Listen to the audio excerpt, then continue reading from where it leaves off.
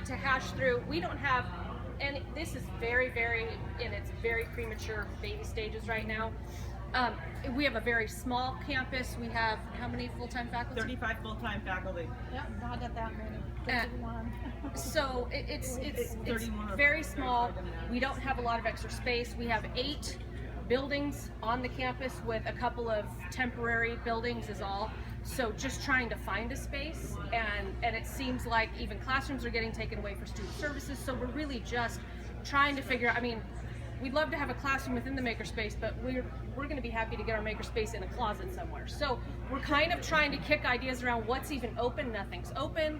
So we really kind of were hashing through all of that. Also, we have a lot of students who take public transportation, get rides, don't have their own transportation to make it to school.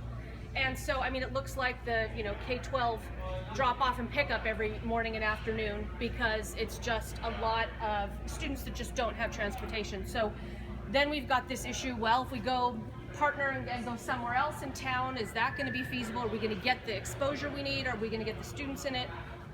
So we kind of came up, thank you for the idea, of kind of having a mobile type makerspace, which we can then take out throughout the community and use at other high schools or other different locations, but we can still have it there. And again, when you talked about equipment on a cart and things like that, have that space in that mobile space set up so that everything can come out, so that if an instructor needs to use a 3D printer, she or he can bring that just straight into the classroom and kind of make their own makerspace where the students are having a chance to get to use the equipment. We also really need faculty and staff buy-in at this point. We have about this much of the buy-in.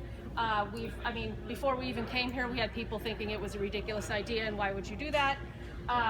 So, we'd love to have more buy-in, and we'd also like to have something where the ultimate goal was to get every single course taught on campus to use that makerspace at least once during the semester. Even if it's just an English class comes out and they're doing a writing assignment and they get to play and then they go back and write about it, it's a lot easier to write about something that you thought was really fun than something that you think is, oh, I got to read this book and now I got to write a 5-paragraph essay on it. So we talked about that. We are very much entrenched in agriculture, so we talked about definitely having some of that space be ag focused, either through hydroponics, yes, welding, but definitely more based in food production.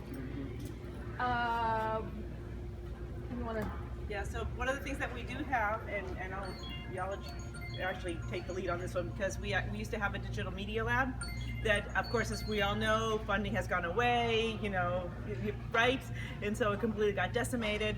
And then Student Services took it over for another, part of the space. So we were kind of chuckling about, gee whiz, maybe the business people need to assert their little muscle and go back in and grab our space back and see if there's something that we can revitalize.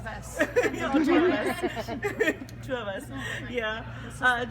Right, the whole department to go back and get our little space back and see if we can revitalize, whether it's digital media or any other pieces that we can use in terms of our equipment for our business. So. And try to also partner with our public library, which I did not know that they already had makerspace. We just looked at it, and it's going to actually come, be in existence in May. Yeah. So we're going to go down and take a look at it. I was surprised. I don't read the paper that often, I guess, even online, but thank you everyone for that idea. So it's got to start, so we have that resource as well. Great. Wow.